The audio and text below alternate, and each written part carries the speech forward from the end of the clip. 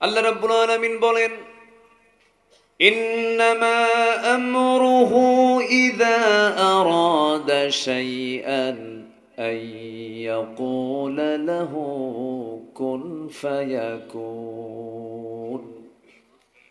তিনি যখন কোনো কাজের সিদ্ধান্ত নেন, নিরাদা করেন, শুধু বলেন হও, সঙ্গে সঙ্গে মাইক্রো সেকেন্ডের চেয়েও আগে তা হয়ে যায়। অসম্ভবকে সম্ভব করতে পারেন তিনি আমার কে? আল্লাহ তাআলা। সম্মানিত ভাইয়েরা, সেই অনুকূল একটি পরিবেশ আমরা পেয়েছি।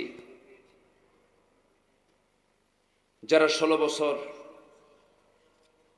ইসলাম, আল্লাহর দ্বীন, আল্লাহর কালাম, কোরআন এগুলো নিয়ে যারা ষড়যন্ত্র করেছেন এবং এই কোরআন এবং হাদিসের জ্ঞানে যারা জ্ঞানবান, আলেমদেরকে নিয়ে যারা বিভিন্ন অবৈধ নাটক সাজিয়েছিলেন, নিরপরাধ আলেমদেরকে জেলখানায় বন্দি রেখে তাদের বাক শক্তিকে, স্বাধীনতাকে হরণ করেছিলেন, কিন্তু শেষ পর্যন্ত এত কিছু করেও তো কোনো লাভ হলো না, পালাতেই হলো। আস্তে কন কেন? আস্তে কন কেন? পালাতেই হলো। আমাদেরকে প্রচুর গালিগালাজ করা হয়েছে, আমাদেরকে বলা হয়েছে রাজাকার। কিন্তু আমার দেশের যত মানুষকে রাজাকার বলা হয়েছে, কোন রাজাকার পাকিস্তান যায় নাই।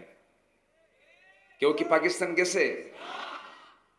কিন্তু যারা দিল্লির রাজাকার, সেই দিল্লি রাজাকার গুলো ঠিকই দিল্লি গিয়ে বসে আছে, ঠিক কিনা?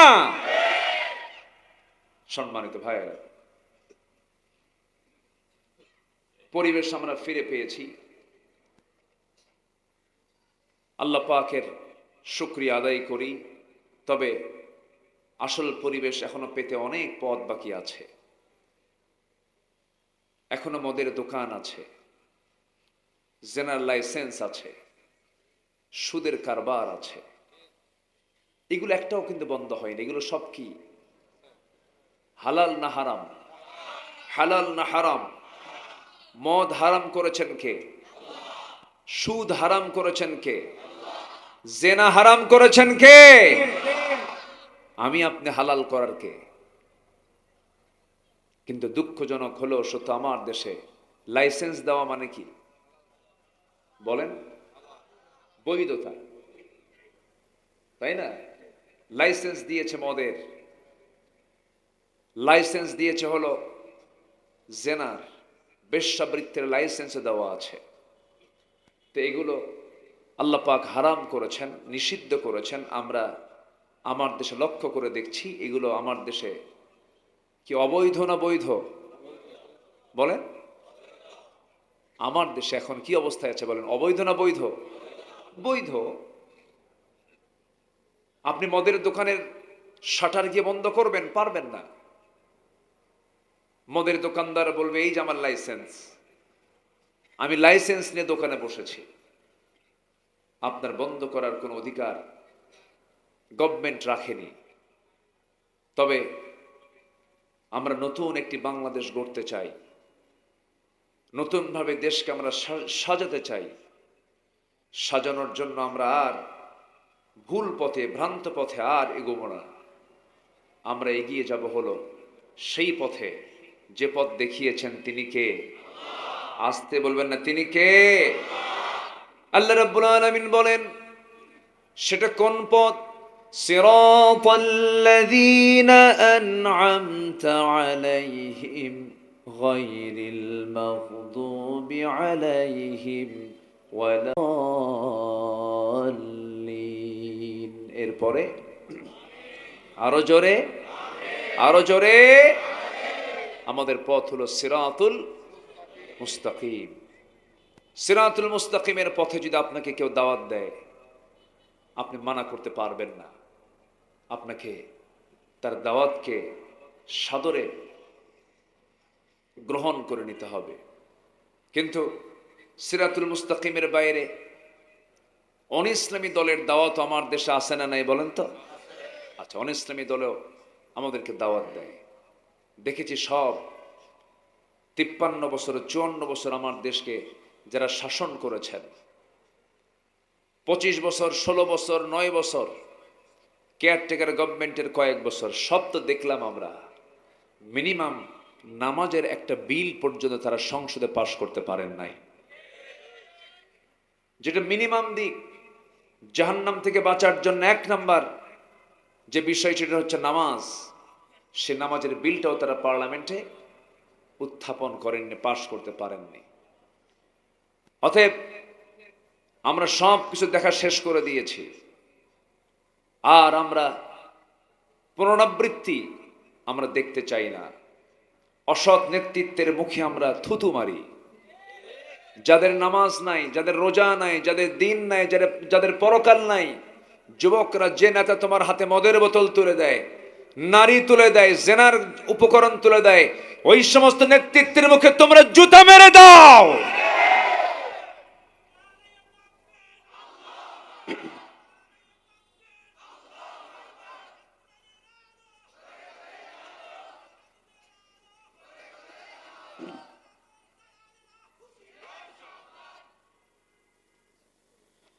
সম্মানিত ভাইয়েরা, কক্সবাজারবাসী খুব শান্তশিষ্ট মানুষ। আমি আসি তো, দু একটা আবু জেল থাকতেই পারে। নাম কোমল হলেও কঠোর হয়। কে কি কথা কি বুঝতেছেন আপনারা? নাম কোমল হলেও অনেক কঠোর আচরণ আমরা পেয়েছি। সম্মানিত ভাইয়েরা, সম্মানিত বন্ধুগণ, নিউ ওয়ার্ল্ড অর্ডার, বর্তমান বিশ্বের চাহিদা। পৃথিবীর কোথাও শান্তি নাই তো। আমেরিকা শান্তির দেশ কে বলেছে? কে বলেছে ইউরোপ শান্তি? না, পৃথিবীর কোথাও শান্তি নাই। শান্তি যদি খুঁজতেই হয়, শান্তির জায়গা একটাই, সেটা হলো কি বলেন? আরো জোরে বলেন, কি কি বলেন? এই কোরআন আছে বলেই আমরা সত্যকে এখনো খুঁজে বেড়াই। খুঁজে বেড়ানোর জায়গা সত্যকে কোন কিতাব বলেন তো? কোরআন। এই কোরআন যার যত দখলে থাকবে, তার কাছে আখিরাত তত ক্লিয়ার হয়ে যাবে। এই জন্য সব জ্ঞান হাসিল করার আগে আগে যে জ্ঞানটা শিখতে হবে, যে জ্ঞানটা হাসিল করা দরকার, সেটা কিসের জ্ঞান বলুন তো? কোরআন। 1500 বছর আগে নাজিল হলেও আজকে কোরআনকে পুরাতন মনে হয় না, এটাকে চির নতুনই মনে হয়। কিয়ামত পর্যন্ত কোরআন কখনো পুরাতন হবে না, চির নতুনত্ব নিয়ে থাকবে। জোরে বলি আল্লাহু আকবার। কত তথ্য কোরআন দিয়েছে। সম্মানিত ভাইয়েরা, কোরআন শুধু ধর্মের কথা বলে না, কোরআন শুধু নামাজের কথা বলে না, সব বলে। আপনি রাষ্ট্র চালাবেন কেমনে, আপনি পরিবার চালাবেন কেমনে, আপনি সমাজ চালাবেন কেমনে, আপনি একটা গবেষণাগার চালাবেন কেমনে, আপনি আইন চালাবেন কেমনে, আপনি আদালত চালাবেন কেমনে, এমন কোন দিক এবং বিভাগ নাই যা এর মধ্যে বাদ পড়েছে। আল্লাহু আকবার বলে সব কিছু বলে দিয়েছে। আমরা আকাশে মেঘ দেখি, মেঘ আসলে আমরা ভাবি কি হবে? বৃষ্টি হবে। তাহলে মেঘ দেখা মানে কিসের লক্ষণ? বৃষ্টির লক্ষণ। এক সময় মানুষের কাছে বৃষ্টির প্রক্রিয়া ছিল একটা গভীর রহস্য। কিভাবে বৃষ্টি হয়, প্রকৃতিতে কি এমন ঘটে যা বৃষ্টির আভাস দেয়? আমরা এটা এক সময় শতাব্দীর পর শতাব্দী মানুষ এই চিন্তা করে আসছে। অবশেষে এই 19 এবং 20 শতকে এসে স্টাডি করে চমৎকার কিছু রহস্য উদ্ঘাটন করেছে হলো বিজ্ঞান। আজকে বিজ্ঞান বৃষ্টির পূর্বাভাসের জন্য আবহাওয়া পর্যবেক্ষণ কেন্দ্র থেকে মেইন ওয়েদার সেন্টার, ইয়ার মুভমেন্ট ইনফরমেশন, ক্লাউড ফরমেশন সহ গুরুত্বপূর্ণ সব তথ্যগুলো পাঠিয়ে দেয়। এসব তথ্য দ্বারা আবার ডপলার রেডার, স্যাটেলাইট ইমেজিং এর মাধ্যমে এটাকে ডিসকাস করে, বিশ্লেষণ করে। মানুষ জানতো না যে বৃষ্টি কেমনে আসে, বৃষ্টিটা মেঘ হলো, মেঘটা কোথা থেকে আসলো, শুধু গবেষণায় চালিয়েছে। আবহাওয়া বিজ্ঞান আজ গবেষণা করে নিশ্চিত করেছে বৃষ্টির জন্য প্রথমে বায়ুর প্রবাহ, কিসের প্রবাহ বলেন তো?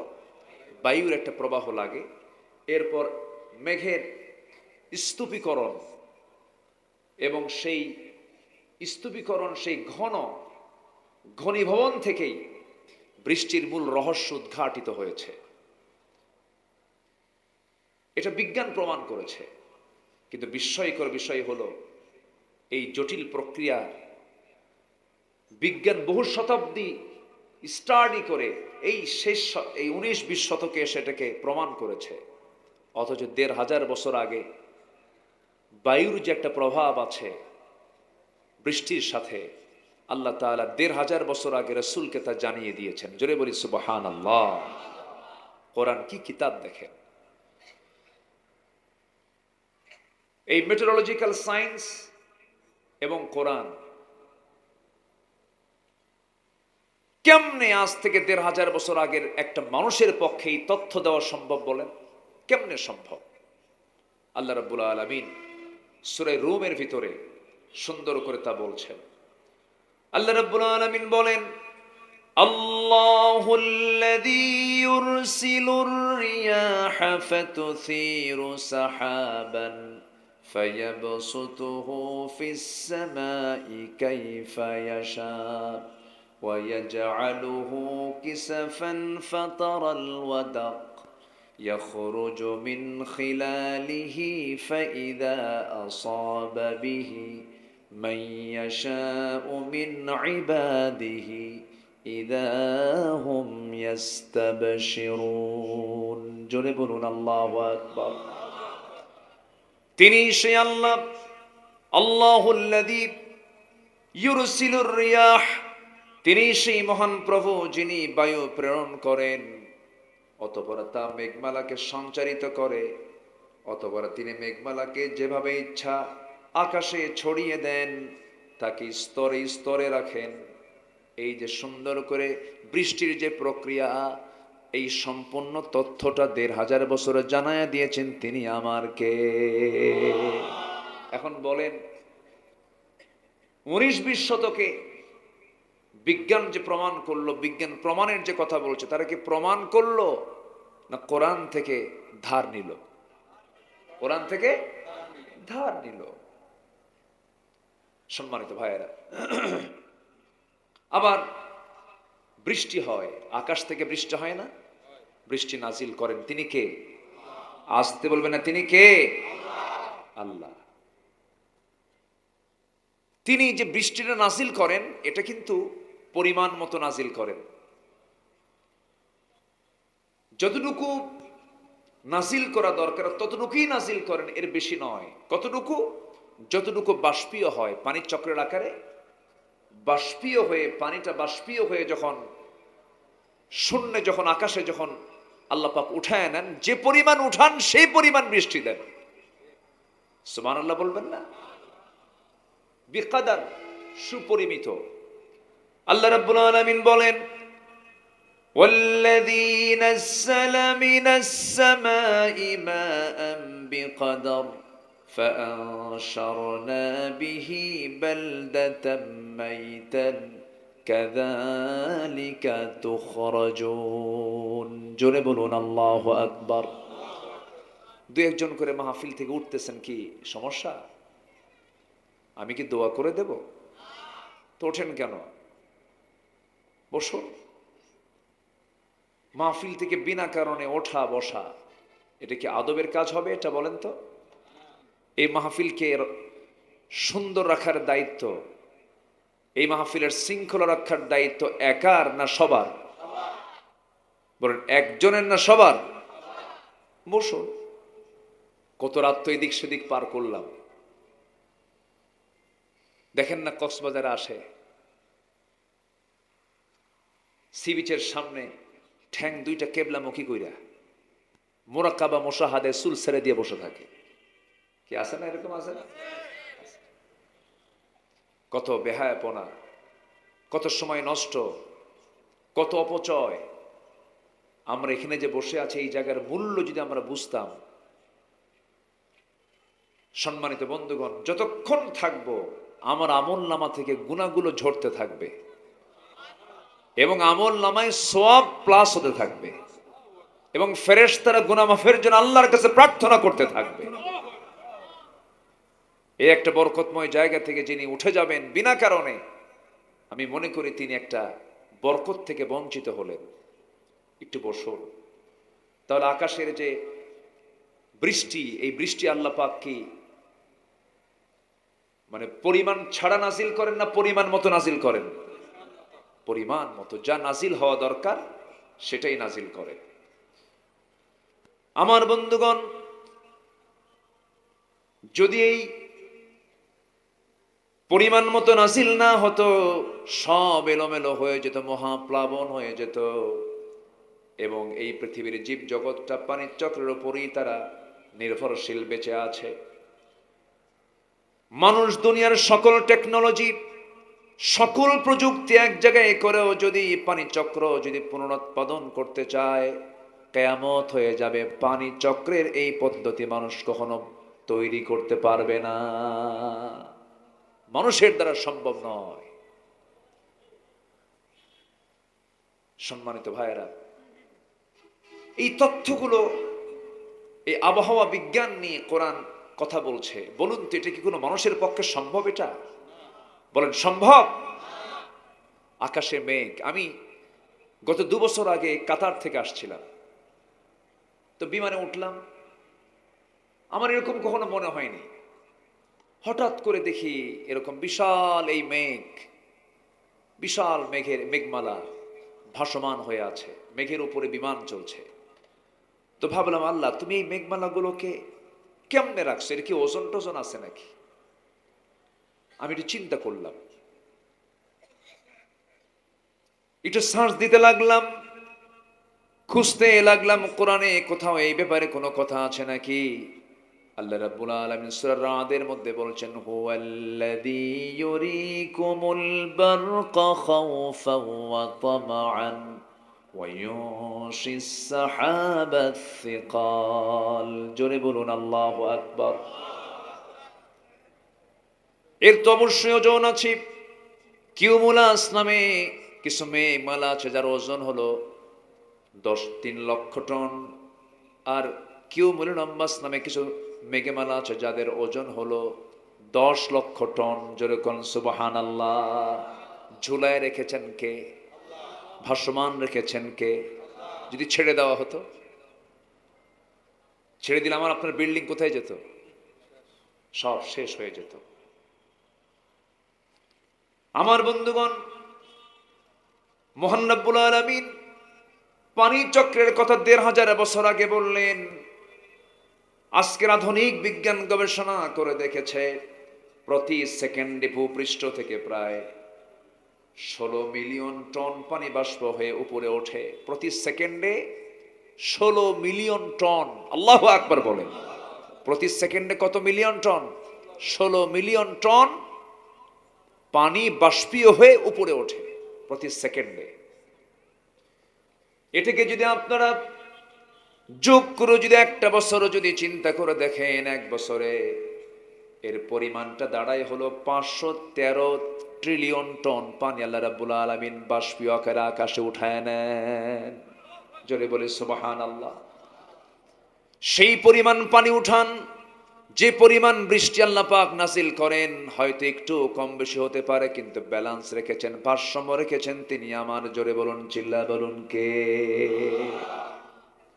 আল্লাহ বলছেন, বান্দারে এই সিস্টেমগুলো আমি তোমার জন্য বানিয়ে দিয়েছি। তোমার দায়িত্ব কি? আল্লাহ বলছেন বান্দা আমি তোমার জন্য সব কিছু করে দিয়েছি। হুয়াল্লাযী খালাকা লাকুম মা ফিল আরদি জামিআ। আর তোমার দায়িত্ব হলো তুমি বান্দা আমি তোমাকে আমার গোলামির জন্য আমি তোমাকে দুনিয়াতে পাঠিয়েছি, তোমার দায়িত্ব হলো প্রশংসা কারো না করে প্রশংসা করবে। আলহামদুলিল্লাহি রাব্বিল আলামিন। চিৎকার মেরে বলুন আলহামদুলিল্লাহি রাব্বিল আলামিন। আর রহমানির রহিম মালিকি ইয়াউমিদ্দিন। ইয়্যাকা না'বুদু ওয়া ইয়্যাকা নাস্তাঈন। ইহদিনাস সিরাতাল মুস্তাকিম।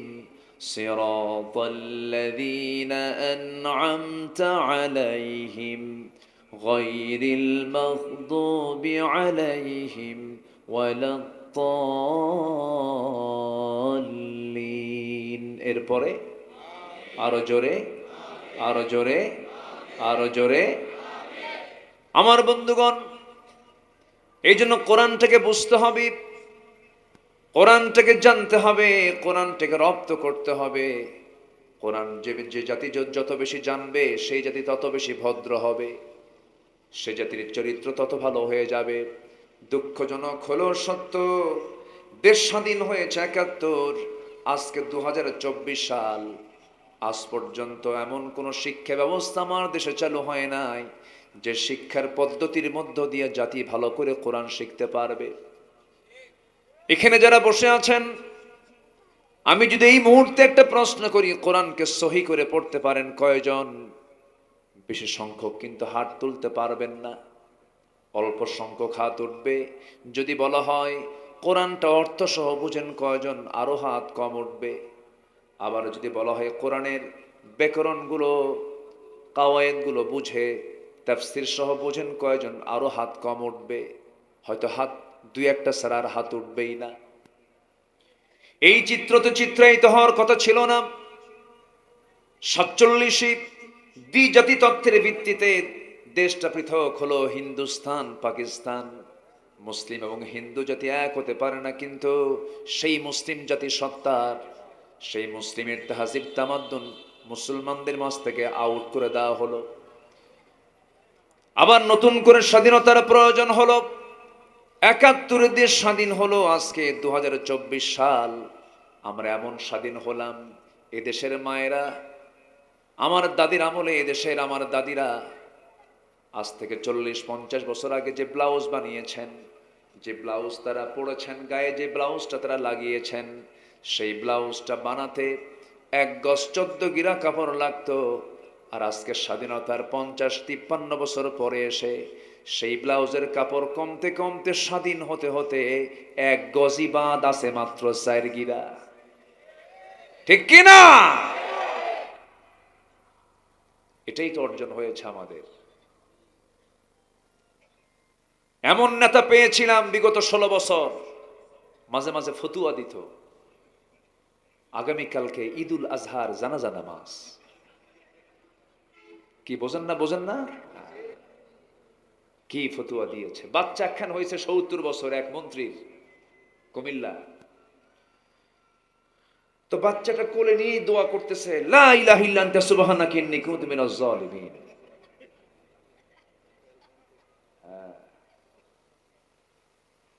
কি দোয়া! এরা আবার আলেমদের দোষ ধরে। হ্যাঁ হ্যাঁ, আলেমদের দোষ ধরে। আলেমরা কি জানে? সম্মানিত বন্ধুগণ, ওই এক কানার কথা মনে হলো। এক কানা গেছে মসজিদে নামাজ পড়তে। কানা বোঝেন তো? যার কি নাই, চোখ নাই। এলাকায় কি কয়? কানাই কয়। আচ্ছা, অন্ধ। অন্ধ? হাঁদা হাঁদা। হ্যাঁ, যে আপনাদের ভাষাগুলো আমার খুব মজা লাগে। ওই যে গাছ যেন ছাগলে না খায়, গাছ যেন সল না খায়, সল। হ্যাঁ, ছাগল যেন না খায় সেজন্য বেড়া দেয়, তো যে বেড়া ফুটা ফুটা থাকে ওটাকে বলে টিয়ারা। টিয়ারা কি ভাষা, জটিল একটা পৃথক ভাষার মালিক আপনারা। আপনারা দু ভাষার মালিক, আলহামদুলিল্লাহ বলেন। একটা বাংলা আর একটা সাতগাইয়া, আঞ্চলিক ভাষা। তো কানা, এক কানা গেছে মসজিদে নামাজ পড়তে। তো মাগরিবের আজান হয় নাই, ইমাম সাহেবের সঙ্গে কথা বলতেছে। কথা বলতে বলতে হঠাৎ করে তর্ক বিতর্ক লাগছে। তো তর্কের এক পর্যায়ে আবার আজান দিয়ে ফেলছে, তর্ক থেমে গেছে, বাকবিতণ্ডা থামছে। নামাজের মধ্যে ইমাম সাহেব সূরা ফাতিহা পড়ার পরে এমন একটা সূরা বলছে, এমন একটা আয়াত বলছে, যে আয়াতের অংশ হলো ওয়া কানা মিনাল কাফিরিন। কানার কাছে মেজাজ খারাপ হইয়া, কিছুক্ষণ আগে গন্ডগোল হলো, আর নামাজের মধ্যে ফতুয়া জারি হলো আমি কানা কাফের। নামাজের মধ্যে উল্টা লোকমা। সেই দিন কিছু বলেনি, পরের দিন আবার আসছে নামাজে, রাগে গোস্বায় ফেটে পড়ছে। পরের দিন আবার আসছে। ইমামদের তো আবার মহাব্বতের কিছু সূরা থাকে, পছন্দের সূরা থাকে, ওই আয়াতটাই আবার বলছে সূরা ফাতিহার পরে। যখন এবার শুনছে আবার ওয়া কানা মিনাল কাফিরিন, নামাজের মধ্যে উল্টা লোকমা, ও ল্যাংড়ানা মিনাল ফাসিকিন। মানে ওই ইমাম সাহেবের একটা পা হলো খাটো, ন্যাংড়া সাইজের। ওরা কোরআন বোঝে হলো ওই কানার মতো, ঠিক কিনা? কোরআন যদি বুঝতো, বিগত 16 বছর অসংখ্য আলেমকে তারা জেলখানায় পচিয়ে রাখতে পারতো না। অনেক অত্যাচার করেছে, আমরা একটু বলতেও পারবো না? আমাদের বলার একটু প্রয়োজন আছে না নাই? আছে না নাই? আচ্ছা, সম্মানিত ভাইয়েরা, সম্মানিত বন্ধুগণ,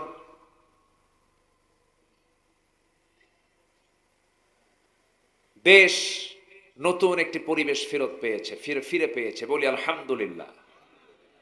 আমরা নতুন সাজাতে চাই, জেনার লাইসেন্স দিয়ে নয়, মদের লাইসেন্স দিয়ে নয়, সুদের কারবার দিয়ে নয়, তাহজিব তামাদ্দুন, ইসলামী তাহজিব তামাদ্দুন দিয়ে, পর্দা দিয়ে, নামাজ দিয়ে, যাকাত দিয়ে, নামাজের আইন পাশের মধ্য দিয়ে আমরা সমাজ থেকে সুন্দর করে সাজাতে চাই।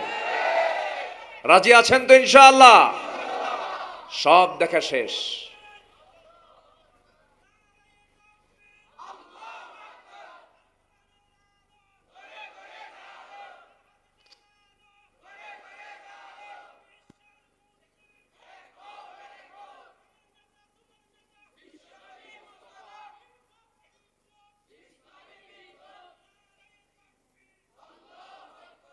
এই 16 বছর বাতিলের পা চেটেছে এমন কিছু ওলামায়ে সু ছিল কি ছিল না? ওদেরকেও চিহ্নিত করা দরকার। দেশের পট চেঞ্জ হয়ে গেছে, চোরের মায়ের বড় গলা। সব টুপি কিন্তু আসল টুপি না, সব দাড়ি কিন্তু আসল দাড়ি না। এরা মোড়ক চেঞ্জ করে, ঠিক কি না? কায়া পাল্টায়, কায়া কি পাল্টায়? কায়া পাল্টায়, চেহারা চেঞ্জ করে ফেলে। ভাই আমি তো আপনারই ছিলাম। সম্মানিত ভাইয়েরা, ওই যে এক বেচার এক ইমাম মসজিদে নামাজ পড়ায়, বাল তু'থিরুনাল হায়াতাদ দুনিয়া ওয়াল আখিরাতু খায়রুন ওয়া আবকা ইন্না হাযা লাফিস সুহুফিল উলা সুহুফি ইব্রাহিমা ওয়া মূসা। ইমাম এই সূরাটা যখন পড়ে, মসজিদের সভাপতি এবং সেক্রেটারি তারা খুব খুশি। তাদের নাম একজনের ইব্রাহিম আর একজনের নাম হলো মূসা। খুব খুশি, যাক এবার নতুন ইমাম পাইছি। শুধু বাইরে দোয়া না, নামাজেও দোয়া করে ইব্রাহিম মূসা। কম কথা, সভাপতি সেক্রেটারি খুব খুশি। কিন্তু ইমাম যে বাড়িতে খায়, সেই বাড়িওয়ালার নাম হলো টুকুমিয়া। কি নাম বলেন তো? টুকুমিয়া মনে মনে কয়, খাওয়াই আমি আর দোয়া পাই ইব্রাহিম মূসা। মন খুব খারাপ। খাওয়ায়, কিন্তু বাড়িওয়ালার মুখে কোনো হাসি নাই। ইমাম সাহেব বলে, ভাই আমি আপনার বাড়িতে কষ্ট করে এসে খাওয়া দাওয়া করি, আপনার মুখের হাসি না দেখলে কি খাওয়া আসে? তো আপনি আমার সঙ্গে ভালো করে কথা বলেন না। আপনি আমার দিকে তাকায় একটু হাসেন না, মুচকে হাসি দেন না, আনন্দ আমার সঙ্গে আপনার চেহারার মধ্যে দেখে লক্ষ্য করি যে আপনি মনে হয় আমার উপর বিরক্ত মনে হয়, কি এত কিছু বোঝেন, টুকু বোঝেন না, টুকু বোঝেন না, কে মানে কি শুধু নামাজের মধ্যে শুধু ইব্রাহিম মুসা করেন, টুকুর নামটা মনে থাকে না, এত খাওয়াই আপনারে। ইমাম বলে ঠিক আছে, চিন্তা নাই, আপনি আসেন, আজকে মাগরিবে দোয়া হয়ে যাবে। তো নামাজে দাঁড়ায় গেছে, এবার নামাজ পড়তেছে ওই আয়াত দিয়া, ইন্না হাযা লাফিস সুহুফিল উলা সুহুফি ইব্রাহিমা ওয়া মূসা ওয়া টুকু। যখন টুকু কইছে, নামাজ শেষে এখন মুসল্লি ধরছে, হুজুর টুকু পাইলেন কোথায়? আর ইমাম কয় আমি কি আমার খাওয়া বন্ধ করব? গণজাগরণ মঞ্চকে জায়েজ বলেছিল, ঠিক কিনা? গণজাগরণ মঞ্চে গিয়ে বলেছিল যে আমি আমার জীবনের শ্রেষ্ঠ আমল করেছি, তাদের নামের আগে আল্লামা নাম কেমনে আসে? কি কথা বোঝা যায়? কথা বোঝা যায়? সম্মানিত ভাইয়েরা, ওরা কিতাব জানে কিন্তু ইসলাম মানে না। কিতাব আবু জেহেলও জানতো। আবু জেহেল কোরআন জানতো না? জানতো না? আবু জেহেল ছিল নবীজির সবচাইতে বড় কোরআন শ্রোতা, কোরআনের শ্রোতা ছিল। আমার নবীজি তেলাওয়াত করতেন, সবচেয়ে বড় শ্রোতা ছিল হচ্ছে আবু জেহেল, গোটা রাত দাঁড়ায় দাঁড়ায় কোরআন শুনতো। আবু জেহেল বোকা হয়ে গেছে কোরআনটাকে না মানার কারণে, না বোঝা না, বুঝতো সে। কোরআনটাকে না মানার কারণে কি হয়ে গেছে? আবু জেহেল। কিন্তু সে কি আবু জেহেল না আবুল হাকাম? আবুল হাকাম। উটের পায়খানা দেখে বলতে পারতো এটা কোন গোত্রের উট। ব্রেন দেখছেন? মানুষের পদচিহ্ন দেখে বলতে পারতো এই লোক, এই পদচিহ্ন কোন গোত্রের লোকের পদচিহ্ন হতে পারে। পদচিহ্ন দেখে মানুষকে শনাক্ত করতে আবু জেহেল। প্রচন্ড মেধাবী ছিল আবু জেহেল। শুধু অহংকারের কারণে নবীর নেতৃত্বকে মেনে নিতে পারে নাই। শুধুমাত্র তার ক্ষমতার চেয়ারটাকে সে হারাতে চায় নাই বলে রাসূলকে সে মানে নাই। বদর যুদ্ধের দিন তাকে বলা হয়েছিল, আবু জেহেল এত কষ্ট করে লোহিত সাগর পাশ দিয়ে 3.5 মাইল অতিক্রম করে আমরা যুদ্ধ করতে আসলাম যে ব্যক্তিটার বিরুদ্ধে, মোহাম্মদ লোকটা কেমন? আবু জেহেলকে আকাশের নিচে আর জমিনের উপরে আমার চোখে দেখা মোহাম্মদ বিন আব্দুল্লাহর চাইতে ভালো মানুষ পৃথিবীতে আর নাই। শত্রু সাক্ষ্য দিচ্ছে রাসূলের চরিত্র নিয়ে। সবাই বলল তাহলে এত কষ্ট করে যুদ্ধ করতে আসলাম কেন? আবু জেহেল বলে যুদ্ধ করতে আসার মূল কারণ হলো চেয়ার ছাড়া যাবে না। কি ছাড়া যাবে না? চেয়ার। সবার রোগ কিন্তু একটাই। এই যে বিগত 16 বছর এদের রোগ কয়টা? ওই একটাই। এই চেয়ার সমস্যা, এই গদির সমস্যা কি শুধু আমার দেশের সমস্যা না গোটা বিশ্বের সমস্যা? বলেন তো। গোটা দুনিয়াতে এই সমস্যাটা আছে। যে একবার আসে সুপারগুলো আটা দিয়ে বসে, আর ছাড়াছাড়ি নেই। জনগণ চায় না, তাও ছাড়ে না। আহারে, যুবকরা কেমনে রক্ত দিল, তাদের জন্য দোয়া করার দরকার আছে না? যুবকদের জন্য প্রত্যেকটা সময় তাদের জন্য দোয়া করা দরকার। এই জাতি বড়, মানে কি বলবো, এটা এই জাতির কিছু দোষ আছে, এই জাতির মধ্যে চরম কিছু দুর্বলতা আছে। সেটা হলো এই জাতি সহজেই ইতিহাসকে ভুলে যায়। একটু চিন্তা করে দেখুন তো, 5 আগস্টের আগ থেকে নিয়ে 5 আগস্ট পর্যন্ত কি চিত্র চিত্রায়িত হয়েছিল আমার দেশে। আমি স্টিল ছিলাম ঢাকাতে তখন। কি চিত্র আমার নিজের চোখে দেখা। র্যাব হেলিকপ্টার ঢাকার আকাশে উড়াচ্ছে, আমি আমার মোবাইলে ছবি তুলতেছিলাম। জুম করে কিছু ছবি তুলে দেখি সেখানে বসে শুধু লোড দিচ্ছে আর গুলি ছুটতেছে। বেলকুনিতে যে 2 বছরের শিশু, তার মাথার মধ্যে সেই গুলিগুলো ঢুকে যাচ্ছে। পুরো ঢাকাটাকে অচল করার জন্য তারা হাজারো চেষ্টা করেছে, কিন্তু যুবকরা বলেছে কত বুলেট লাগাবি, বুলেট মার, তোরা শহীদ হয়ে যাব, বাতিলদের কাছে মাথা নত করব না, জুলুম মুক্ত বাংলার জমিন গড়ে তুলবো আমরা। আবু সাইদ জীবন দেয় আর এদিকে ফতুয়া দেয়। আবু সাইদ তো শহীদ না, দেখছেন? কয় আবু সাইদ কি শহীদ? আমার দেশে কিছু ফতুয়া সন্ত্রাসী আছে, আছে না নাই? খালি ফতুয়াই দেয়, এটা হারাম, ওটা হারাম, ওটা হারাম। ওদের একটা কিতাবের নামই আছে কিতাবুল হারাম, আছে না নাই? আছে না নাই? জীবন দেওয়া তো সহজ, ফতুয়া দেওয়া সহজ। জীবন দেওয়া তো সহজ না। যত রক্ত লাগে দেব, প্রয়োজনে লোক পাঠাবো, আমি যাব না, নাকি? এরকম লোক আছে না নাই? অনলাইনে ফাটায় ফেলে, অনলাইনে ফেসবুক অনলাইনে, কিন্তু মাঠে নাই। কি আছে না? এরকম আছে না? এরকম আছে না? অনলাইনের নেতা দরকার না, মাঠের নেতা দরকার। মাঠের নেতা দরকার, ডিজিটাল নেতা হয়ে লাভ নাই। আল্লামা সাইদি 2009 সালে তার জীবনের শেষ হজ করেছেন।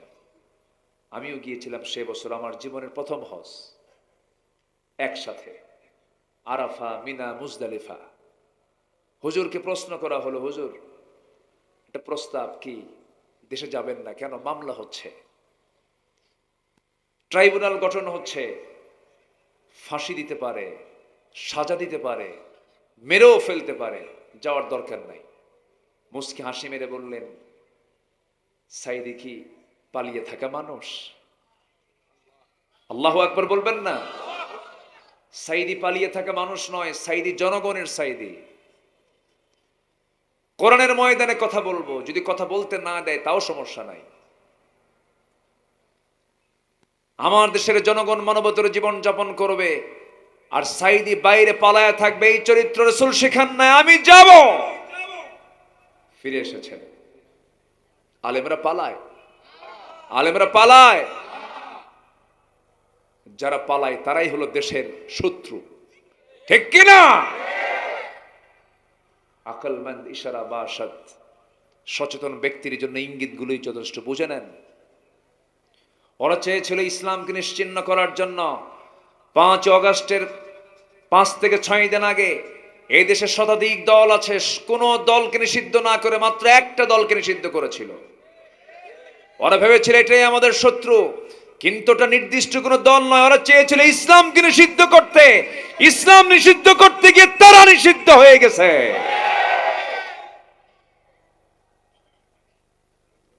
ইসলাম ছিল, আছে, থাকবে। ইসলামটা কার? আসতে বলবেন না, ইসলামটা কার? আল্লাহ।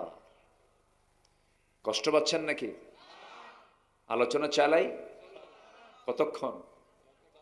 ওনারা কতক্ষণ থাকিবান? হ্যাঁ, ভাষা খুব চেষ্টা করতেছে শেখার জন্য, কিন্তু ধরা খেয়ে যাই, পারি না। অনেক সুন্দর মানুষ আপনারা, বলি আলহামদুলিল্লাহ। আপনারা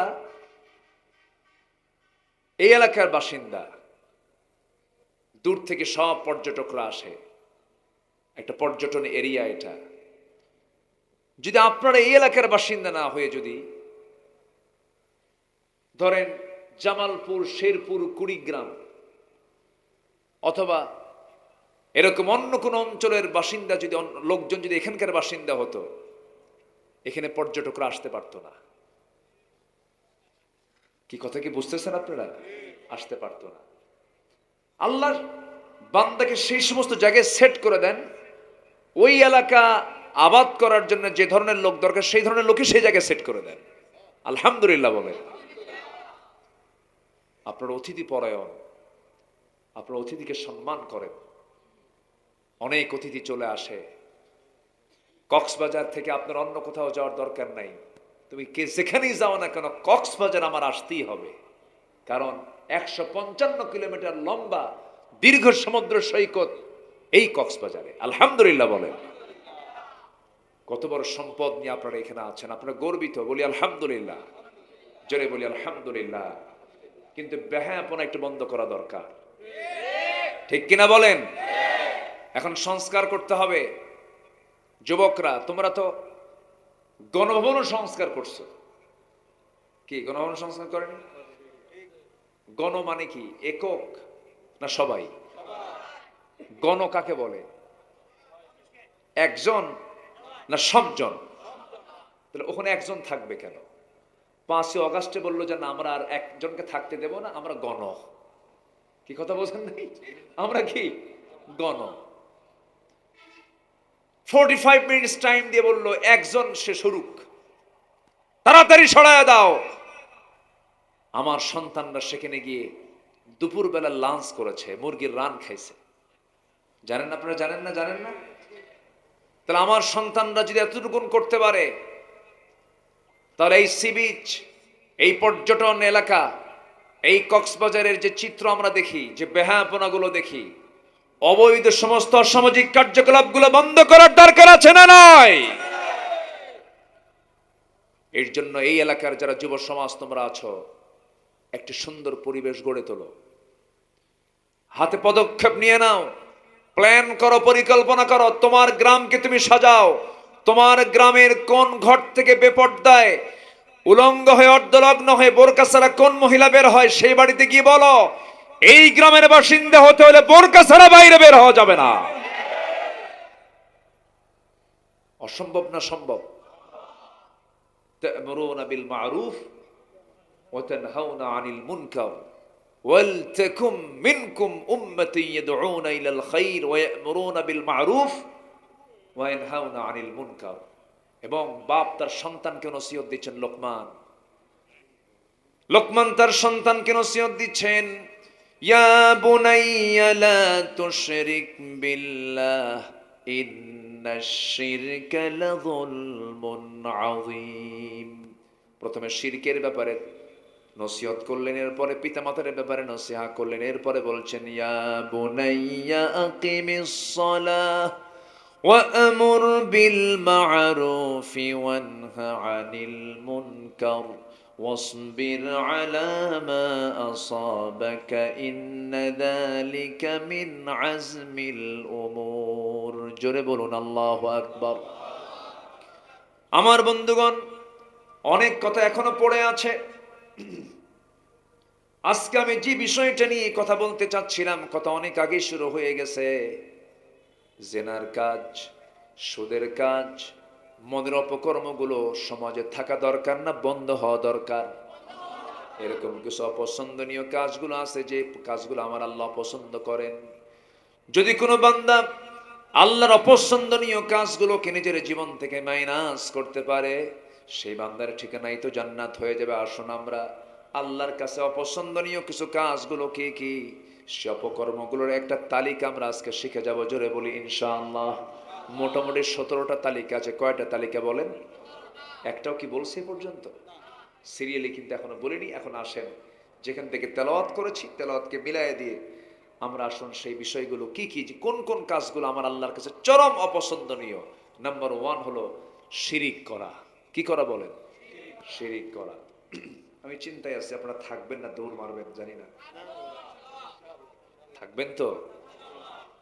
এত সুন্দর মানুষ আপনারা, বলি আলহামদুলিল্লাহ। জোরে বলি আলহামদুলিল্লাহ। এলাকার নাম কি? জানার জানার ঘোনা। হ্যাঁ, জানার ঘোনা। জি, আরো কি কি যেন ঘোনা আছে? ঘোনা আছে না? ছড়ি, ছড়ি, নোনার ছড়ি, পানির ছড়ি, কি কি ছড়ি ছড়ি যেন আছে না? হ্যাঁ, জি। ওই যে উঠলো একজন, বইয়ন বইয়ন। জি, 1 নাম্বার অপকর্ম হলো কি করা বলেন তো? আরো জোরে বলেন, কি করা? শিরিক করা। এটা মারাত্মক অপরাধ। শিরিক মনে হয় আমার দেশে নাই। আসতে বলবেন না, আছে না নাই? এই মুহূর্তে আমার দেশে মুরিদ বেশি না পীর বেশি? বলেন। পীরই বেশি। মুরিদ কোথায়? এত পীর আমার দেশে। একটা এলাকা আছে ব্রাহ্মণবাড়িয়া, ওই এলাকায় একটা এলাকার নামই হলো 3 লাখ পীর। কয় লাখ পীর? 3 লাখ পীর। মানিকগঞ্জে আমার একটা প্রোগ্রাম ছিল, শিবালয়, একটা উপজেলা শিবালয়, মাহফিলে গেলাম। যে গ্রামে মাহফিল সেই গ্রামে পৌঁছে গেলাম। একজন বেচারি বলল, হুজুর আপনি যে গ্রামে মাহফিল করতে আসছেন এই গ্রামে তো 350 পীর। তো বললাম এতগুলো পীর থাকতে আমার দাওয়াত দিচ্ছেন কেন? হুজুর একটাও নামাজ পড়ে না, একটাও নামাজ পড়ে না। মরে গেলে বাড়িতেই কবর দেয়, ঘরের মধ্যে কবর দেয়, কবর দিয়ে করে পাকা কইরা উঁচা করে থুয়ে দেয়। পরের দিন থেকে সে কবরের নাম হয় কবর না, হয়ে যায় মাজার শরীফ। কি মাজার শরীফ? সেই জায়গায় শিরকের কাজ শুরু হয়ে যায়, সেজদা শুরু হয়ে যায়। আজকে সকালবেলাও কিছু কিছু জায়গায় এগুলো প্রচলন আছে। একটা ছোট্ট শিশু, তার মা হয়তো শিখিয়ে দিয়েছে, আমাকে দেখা মাত্রই ছোট্ট একটা শিশু সালাম দিয়া আমার পায়ে কদম বুচি করে। আমি ছোট্ট মেয়েটাকে তুলে বললাম, মা শোনো, তোমার মা যদিও শিখিয়ে দিয়েছে কিন্তু এমন করে কদম বুচি করার দরকার নাই। কদম বুচি যখন কোনো বান্দাকে করতে যায়, মাথা কি সোজা থাকে না নিচু হয়? বলেন কি হয়? নিচু হয়। কদম বুচি যখনই করতে যাবেন, একজনের পা যখন সোতে যাবেন, সম্মান করতে যাবেন, যখন ধরুন আপনার মা কি আপনি সম্মান করতে যাচ্ছেন, বাড়িতে ঢুকলেন, মার আপনি পায়ে যখন হাতটা দিয়ে যখন কদম বুচি করবেন, সেই কদম বুচিতে শুধু হাত লাগবে না কপালও লাগবে? কপালটা নিচু হয়ে যাবে। যদিও সেজদার হালতে গেলেন না আপনি, কিন্তু রুকু তো হয়ে যাচ্ছি। ওয়ারকাউ মা'আর রাকিঈন, রুকুকারীর সঙ্গে তুমি রুকু করো। নামাজের মধ্যে সেজদাও আছে, রুকুও আছে। আপনি যখন কারো কদম বুচি করতে যাবেন সেই সময় রুকুর হালটা চলে আসে, দরকার নাই। শিরকের কোনো গুনাহ মাফ হবে না। আল্লাহ বলছেন, বান্দারে তোর কত গুনাহ হয়েছে, বিকরাবিল আরদিল খাতায়া আনানাস সামা, আকাশ ছেয়ে গেছে, জমিন বিস্তৃত হয়ে গেছে গুনাহ দিয়া, গুনাহে ভরপুর তোমার জীবন, কিন্তু কোনো প্রবলেম নেই। আল্লাহ তুশরিক বি শাইআন, আমার কাছে শিরিক মুক্ত হয়ে আসো, আমার সামনে বিদাত মুক্ত হয়ে আসো, আমি তোমার সমস্ত গুনাহগুলোকে মাফ করে আমি তোমাকে সম্মানজনক জান্নাত দিয়ে দেব। আমার আল্লাহ কিছু কিছু গুনার দিকে তাকাবেনই না। আমার আল্লাহ কি ছোট না বড় বলেন তো? ছোট না বড়? কিছু কিছু গুনাহ আল্লাহ দেখবেনই না। আল্লাহ দেখবেন কেমন? আল্লাহ তো রব, আল্লাহ তো আমার দয়ালু, আল্লাহ আল্লাহ আমার রহমান, আল্লাহ আমার রহিম, আল্লাহ আমার গফফার, আল্লাহ আমার গফুর। আল্লাহ দেখবেনই না, কারণ হিসাব নিলে তো বাঁচার না, উপায় নাই। কিছু কিছু গুনার দিকে আল্লাহ পাক নজরই দিবেন না। আল্লাহ রাব্বুল আলামিন এক জায়গায় বলছেন, ইন তাজতানিবু কাবাইর মা তুনহাউনা আনহু নুকাফির আনকুম সাইয়্যাতিকুম ওয়া নুদখিলকুম মুদখালান কারীমা। বান্দা তুমি যদি বড় বড় কবিরা গুনাহগুলো ছেড়ে দাও, ছোট ছোট গুনার দিকে আমি আল্লাহ তোমার ফিরিয়ে তাকাবো না, আমি তোমার সমস্ত গুনাহগুলো মাফ করে আমি তোমারে জান্নাত দিয়ে দেব। কোন মাছ যখন আপনি বাজারে কিনতে যান, যে মাছটা অনেকক্ষণ হায়াত থাকে, যেরকম কই মাছ, কিসের ভিতরে তারা রাখে বলেন তো? পানির মধ্যে রাখে না? এটাকে বলে জিয়াল মাছ, জীবিত মাছ। এই এলাকায় কি কয়? জিয়াল মাছ বলে। এরপরে কানস মাছ, মাগুর মাছ আছে না? এই যে মাছগুলো যখন আপনি, এই যে দামি দামি মাছগুলো যেগুলো অনেকক্ষণ ধরে জীবিত থাকে, এই মাছগুলো যখন বাজার থেকে বাজার থেকে যখন কিনে আনেন, দোকানদারকে যখন বললেন, দোকানদার আমার জন্য 2 কেজি মাপ দাও, শুধু মাছই ওঠে না, পানিও ওঠে। আসতে কয় 10 গ্রাম হোক 20 গ্রাম হোক, কিছু পানিও কিন্তু উঠে যায়। কিন্তু ওজন কিন্তু হয়ে গেছে, আপনারও কোনো ক্লেম নাই। দোকানদার আপনাকে দিয়ে দিল, মাছ বিক্রেতা আপনাকে দিয়ে দিল, 1000 গ্রাম মাছ না পেয়ে আপনি 980 গ্রাম পেলেন, আর 20 গ্রাম পানি হলো। আল্লাহ বলছেন, বান্দারে তোর আমল নামা যদি নেক হয়, ভালো হয়, ওর মধ্যে কিছু যদি গুনাহ থাকে আমি আল্লাহ ওটাকে পূর্ণ গ্রাম করে আমি তোমার ওজনটা ভারী করে জান্নাত দিয়ে দেব। গুনার দিকে তাকাবো না আমি অত, কিন্তু শর্ত হলো শিরকের কোনো গুনাহ করা যাবে না। আমি মুসলমান, আমি মানুষের আইন মানি কেন? আমি মুসলমান, আমি মানুষের তৈরি করা বিধান মানবো কেন? আমার দেশে এমন মুসলমান আছে তারা বিশ্বাস করে নেয় কোরআন শুধু ধর্মীয় কিতাব, আইনের কিতাব এটা নয়। কে যেন আমার সামনে কিছুক্ষণ আগে কথা বললেন, ভাইজানি তো বলেছেন, আমার এখন মনে হয়েছে, আমার বন্ধুগণ, একজন মুসলমান কখনো মুসলমান থাকতে পারে না যদি কোনো মুসলমান সে বলে আল্লাহর আইন চলতে পারে না। আমার দেশে এরকম লোক আছে না নাই? আসতে বলবেন না, আছে না নাই? আল্লাহ রাব্বুল আলামিনের ফতোয়া শোনেন। কার ফতোয়া? আসলে ফতোয়া দেন কে? আল্লাহই তো ফতোয়া দেন। আল্লাহ রাব্বুল আলামিন বলেন, ওয়ামান লাম ইয়াহকুম বিমা আনজালাল্লাহ ফাউলাইকা হুমুল কাফিরুন ফাউলাইকা হুমুল ফাসিকুন ফাউলাইকা হুমুল যালিমুন। আমার দেওয়া বিধান অনুযায়ী চোর চুরি করলে হাত কাটো, জেনাকারা জেনা করলে পরে পাথর মারো, রজম মেরে শেষ করে দাও। এরপরে ডাকাতি করলে পরে তার হাত কাটো, পা কেটে দাও। খুন করলে পরে তার উপরে কেসাস জারি করে দাও। আমার দেওয়া বিধান, এই বিধানগুলোকে যারা মানবে না, এই বিধান অনুযায়ী যারা বিচার কার্য ফয়সালা না করে দুনিয়ার কোনো বিচার দিয়ে বিচার কার্য ফয়সালা করবে, তারা হলো কাফের। কার ফতোয়া? তারা হলো জালিম। তারা কি? জালিম। কোরআন দিয়ে বিচার না করলে সেই বিচারকের নাম কি বিচারক থাকে না, জালেম হয়। কার ফতোয়া? আল্লাহর ফতোয়া। আমার বন্ধুগণ, শিরকের কাছে যাওয়া যাবে না। শিরকের গুনাহ সবচেয়ে বড় মারাত্মক গুনাহ। আবার কিছু কিছু চিন্তাগত শিরকও আছে। দেখবেন সকালবেলা অনেক দোকানদার বাকি দেয় না, বাকি দেয় না। ভাই সকালে বাকিটা কি দেওয়া যাবে না? সকালে বাকি গেলে সারাদিন বাকি যাবে। দেখেন কি ফতুয়া মানলো। সকালে বাকি দেওয়া যাবে না, শনিবারে বাঁশ কাটা যাবে না, মঙ্গলবারে বিয়ে হওয়া যাবে না, বৃষ্টির দিনে বিয়ে তো হয় যাবে না। বৃষ্টির দিনে যদি কারো বিয়ে হয়, মৃত্যু মরা পর্যন্ত তার চোখের পানি ফুরাবে না। দেখেন কি ফতুয়া মারছে। মানে বৃষ্টিটা ওর কাছে কিয়ামত, অথচ বৃষ্টি কি গজব না রহমত? সবচেয়ে বড় রহমত হচ্ছে বৃষ্টি।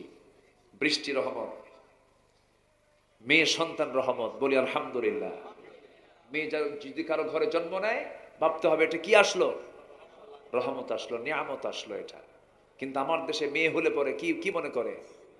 রহমত মনে করে। কি মনে করে? লানত। কাম সারছে, কয় লানত। আমার দেশে মেয়ে সন্তান যদি পরপর যদি 3টা বাচ্চা যদি মেয়ে হয়, তাহলে তো কাম সারা। বিশেষ করে যে 3 সন্তানের মা, ওর গালি শুনতে শুনতে কাম সারা। স্বামী কয় তোর পেট কি ভালো? তোর পেট তো পচা। বারবার মেয়ে সন্তান হয়। আর আমার নবীজির ঘরটা ছিল নিয়ামত দিয়ে ভরা, রহমত দিয়ে ভরা। 4টা মেয়ে ওনার। কেউ তো আলহামদুলিল্লাহ কইলেন না। আমার নবীর ঘরে কয়টা মেয়ে? 4টা মেয়ে। আপনাদের দোয়ায় আল্লাহ পাক আমাকেও 4টা মেয়ে দিয়েছেন। খুব আস্তে বললেন যে আপনার আলহামদুলিল্লাহ। বিয়ে কি আপনি দিবেন? এত টেনশন করেন কেন? এটা জোরে বলেন না ভাই, আলহামদুলিল্লাহ।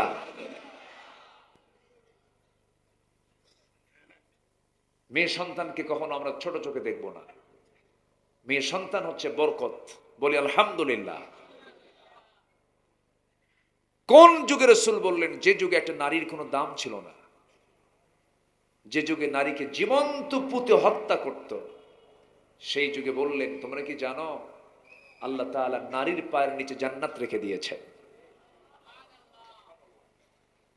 আমার নবীজি মেয়েদেরকে খুব পছন্দ করতেন, মা জাতিকে খুব পছন্দ করতেন। আমার নবীজি মেয়ে ফাতিমাকে বিয়ে দিয়ে ভুলে যান নাই। অনেক বাপ আছে মেয়েটি বিয়ে দিয়া ভুলে যায়, খালি ছেলে নিয়ে থাকে, মেয়ের বাড়িতে ভয়েও যায় না। বলে যে না মেয়ের বাড়িতে যাব না, সব সম্পত্তি করে কি ছেলের নামে লিখে দেয়। তাহলে মেয়ের বাড়িকে যাওয়ার আর কায়দা আছে? আজ থেকে যাওয়ার কায়দা আছে? সব ছেলের নামে লিখে দিয়া চুপ করে বসে থাকে, মেয়ের বাড়িতে দেখতেও যায় না। যে বুড়া মেয়ের নামে না দিয়ে মেয়ের সম্পত্তি সহ সব সম্পত্তি ছেলের নামে দলিল করে দেয়, ওটা হচ্ছে হারামজাদা। আসতে কন কেন, ঠিক কিনা? এটা কি ছোটখাটো অপরাধ? অনেক বড় অপরাধ, এটা ঠিক না। এগুলো আমার নবীজি মেয়েদেরকে খুব দাম দিয়েছেন। সন্তান ছেলে হোক মেয়ে হোক না কেন, এই বিষয়টা আমার দেখার দায়িত্ব না, কারণ সম্পূর্ণ সিদ্ধান্ত নিয়েছেন তিনি আমার কে। ইয়াহাবু লিমান ইয়াশাউ ইনাসা ওয়া ইয়াহাবু লিমান ইয়াশাউ যুকুর। আল্লাহ পাক যাকে চান ছেলে দেন, যাকে চান মেয়ে দেন, যাকে চান আকিমা করেন, বন্ধা করেন, যাকে চান কিছুই দেন না। কখনো মন খারাপ করা যাবে না। ইব্রাহিম আলাইহিস সালাম সন্তানের বাপ হয়েছেন যৌবন কালে না বুড়া কালে? আজ থেকে না যৌবন কালে না বুড়া কালে? জাকারিয়া আলাইহিস সালাম সন্তানের বাপ হয়েছেন যৌবন কালে না বুড়া কালে? বুড়া কালে। সন্তান আল্লাহ যখন তখন দিতে পারেন। সন্তান দেওয়া না দেওয়ার সম্পূর্ণ সিদ্ধান্ত আল্লাহর হাতে। আল্লাহ তাআলা সুন্দর করে বলছেন, হুয়াল্লাযী ইউসাব্বিরুকুম ফিল আরহামি কাইফা ইয়াশা। তিনি একমাত্র তার তত্ত্বাবধানে বাচ্চার আকৃতি দিয়ে দেন। ছেলে দেন মেয়ে দেন, দেন না, এই ক্ষেত্রে পৃথিবীর কোনো মানুষকে দোষারোপ করা যাবে না। সম্পূর্ণ ফায়সালা কার? আসতে বলবেন না কার? আল্লাহ। আমার ভাইরা, আমার নবীজি সেই যুগে বলে দিলেন, যে যুগে নারীকে জীবন্ত পুঁতে হত্যা করা হতো। এক সাহাবী দিন গ্রহণ করেছেন, ইসলাম গ্রহণ করেছেন, মনটা তার খুব খারাপ। কয়েকদিন চলে গেল, ঘুম নাই চোখে, মুখে কোনো হাসিও নাই। রাসূল বললেন, ও আমার সাহাবী, দিন গ্রহণ করে তোমাকে আমি অন্যরকম দেখছি কেন? মুখে কেন হাসি নাই? তোমার মন খারাপ হয়েছে কেন? দিন গ্রহণ করে বুঝি তুমি অসন্তুষ্ট হয়েছ? সাহাবী বলছেন, ইয়া রাসূলুল্লাহ, আল্লাহর কসম করে বলি, আমি বড় ভাগ্যবান, আমি দিন পেয়েছি, আমি ইসলাম পেয়েছি, আমি রাসূলকে চিনতে পেরেছি। কিন্তু তুমি এরকম করে কান্দো কেন? হুজুর, কান্না করার হেতু আছে, কারণ আছে। কিসের জন্য কান্দো বলো? সামনে দুটো হাঁটু গেড়ে দিয়ে নবীর সামনে দাঁড়িয়ে বলছেন, হুজুর, সামনে বসে বসে বলছেন, হুজুর, এমন একটা বড় অপরাধ করেছে, আল্লাহ বুঝে আমার এই অপরাধটা কখনো মাফ করবেন না। কি করেছে বলো হুজুর? নিজের হাতে নিজের কন্যা সন্তানকে আমি জীবন্ত পুঁতে হত্যা করেছি। আমার নবীজি শুনে বললেন, সাহাবী, কেমন করে মেরেছে বলো তো? নবীর সামনে বসে আছেন, বসে থেকে কথা বলছিলেন। আমার নবীজি এমন রাসূল, এমন মানুষ ছিলেন, এমন ব্যক্তি ছিলেন, সবার কথা লম্বা সময় মনোযোগ দিয়ে শুনতেন। ছোট্ট ছোট্ট বাচ্চাগুলো নবীর সামনে বসে বসে কথাগুলো শুনতো, তারাও কথা বলতো। রাসূল কথাবার্তা তিনি শুনতেন, আবার বলতেন, বলতেন আবার শুনতেন, সুযোগ দিতেন, চান্স দিতেন। ওই সাহাবী নবীর সামনে বসে বলছেন, ইয়া রাসূলুল্লাহ, জীবনে আমি এমন একটা ভুল করে ফেলেছি, ইসলাম গ্রহণের পূর্বে আমার মনেই ছিল না, কিন্তু যেদিন আমি দিন গ্রহণ করেছি হুজুর, আল্লাহর কসম করে বলি, বিছানায় ঘুমাতে যাই কিন্তু ঘুম আসে না। ওই মেয়েটার কথা আমার বারবার মনে পড়ে যায়। রাসূল বললেন, কেমন করে মানলে বলো? হুজুর, বাচ্চা তার মার পেটে 6 মাস। আমার বউটাকে বললাম, বউ আমার, তোমার মায়ের বাড়ি চলে যাও, সন্তান ডেলিভারি হয়ে গেলে পরে, সন্তান জীবিত হলে সন্তানটাকে আগে দেখবে ছেলে না মেয়ে হয়েছে। ছেলে হলে নিয়ে আসবে, মেয়ে সন্তান আমাকে বলার দরকার নেই, তাকে জীবন্ত পুঁতে হত্যা করবে। আমি অর্ডার দিয়ে দিলাম বউটাকে, বউ চলে গেছে। সন্তানটা মেয়ে হয়েছে, আমাকে বলা হলো, আমার স্বামী, সন্তান তো মৃত হয়েছে। কিচ্ছু বললাম না। আমি জানি সন্তানটা মারা গেছে, কিন্তু 6 বছর আমার বউ, আমার স্ত্রী অন্যের ঘরে আমার চোখের আড়ালে ধীরে ধীরে মেয়ে সন্তানটাকে বড় করেছে। কোনোদিন আমার হাতের সামনে, চোখের সামনে ধরা পড়েনি, সেদিন হঠাৎ করে আমার চোখের সামনে ধরা পড়লো। আমি চট করে ধরলাম, মেয়েটাকে নিয়ে আমার স্ত্রীর সামনে হাজির করলাম। বউটা কাঁদতে কাঁদতে বলছে, স্বামী আমার, কতক্ষণ তথ্য গোপন করবে? এই সন্তান তো আমাদেরই সন্তান। খেপে গেলাম, রেগে গেলাম, অগ্নিশর্মা হয়ে গেলাম। চূড়ান্ত খেপলাম, কিন্তু বুঝতে দিলাম না, পরিবেশটা ঠান্ডা রাখলাম, ঠান্ডা মাথার খনি হয়ে গেলাম। এক পর্যায়ে আমার মেয়েটাকে বললাম, মা আমি তোমাকে বহুদিন আদর করি না, আমি তোমাকে ভালো করে চিনতাম না, আজকে তোমাকে চিনলাম। মা তুমি যদি রাজি হও তোমাকে কালকে নানির বাড়িতে নিয়ে যাব। ফাঁদ পাততে লাগলাম। মেয়েটা আমার বুকের মধ্যে জড়িয়ে ধরে আমাকে বারবার চুমা খায়, আর মার কাছে গিয়ে বলে, মা এই ভালো বাপটাকে তুমি আগে পরিচয় করে দাও নাই কেন? পরের দিন সকালবেলা মেয়েটাকে সুন্দর কাপড় চোপড় পরাইয়া দিল তার মা। মেয়েটাকে নিয়ে আমি রওনা করলাম। মেয়েটা খুব খুশি, খুব আনন্দ, আহারে আমার বাপ আমাকে সাথে নিয়ে যাচ্ছে। হুজুর মেয়েটাকে নিয়ে যখন সামনে রওনা দিলাম, সামনে দেখে একটা জঙ্গল, জঙ্গলের দিকে রওনা করলাম। মেয়েটার মুখ ছোট হয়ে গেল। মেয়ে বলছে, বাবা তুমি যাবে নানির বাড়ি, তুমি জঙ্গলের দিকে কেন যাও? কিচ্ছু বললাম না। জঙ্গলটা পার হয়ে গেলাম, হাতে কোদাল নিয়া গর্ত খনন শুরু করে দিলাম। আমার মেয়েটা বারবার বলে, বাবা নানির বাড়ি কখন যাবে তুমি? গর্ত খনন কেন করো? কি হয়েছে তোমার? কি করবে তুমি? কিচ্ছু বললাম না। হুজুর আমার মুখে সেই সময় দাড়ি ছিল, সেই দাড়ির ভিতরে কোদাল মারতে নিয়ে মাটিগুলো ছিটকে এসে দাড়ির মধ্যে ঢুকে যায়, আর আমার মেয়েটা 5 আঙ্গুল দিয়ে কচি কচি হাত দিয়ে খিলাল করে করে সেই মাটিগুলো সরায়া সরায়া দেয়। বাবা গর্ত খনন কেন করো? আমাকে চুমা খায়, আমাকে আদর করে, আমাকে মায়ের বাঁধনে আটকে রাখতে চায় বারবার, কিন্তু আমার দিল তো নরম হয় না হুজুর। শেষ পর্যন্ত আমার মেয়েটা আমি দেখতে পেলাম, আমি কোদাল দিয়ে যখন গর্ত খনন করছিলাম আমার শরীর থেকে ঘামগুলো ঝরে, আর আমার মেয়েটা গামছা দিয়া দিয়া সেই ঘামগুলো মুছে মুছে দেয়, আর বলে, বাবা নানির বাড়ি কখন যাবা বাবা বলো তো? কিচ্ছু বললাম না। আমার কপালে চুমো খায়, আমার গালে চুমো খায়। গর্ত খনন যখন শেষ হয়ে গেছে, মেয়েটাকে অভিনয় করে বললাম, মা দেখো তো গর্ত খননটা কেমন হয়েছে। মেয়েটা আস্তে করে মুচকি হাসি মেরে হুজুর আমার চোখের সামনে দিয়ে গর্তের কাছে গেল, উকি মেরে দেখতে লাগলো। উকি মেরে দেখতে নিয়ে যখন কোমরটা একটু কুঁজো করে যখন দেখতে নিয়েছে নিচের দিকে, পিছন দিকে চলে আসলাম, এমন জোরে সজোরে ধাক্কা মারলাম পিছন থেকে, উপর হয়ে সন্তানটা আমার সেই গর্তের মধ্যে পড়ে গেল। চট করে চিত হয়ে দুইটা হাত এক জায়গায় করে বলছে, বাবা বুঝতে পেরেছি আমার মার কথাই সত্য হয়ে গেছে। আমার মা বলেছিলেন তোর বাবার সামনে যাবি না, তোকে মেরে ফেলবে।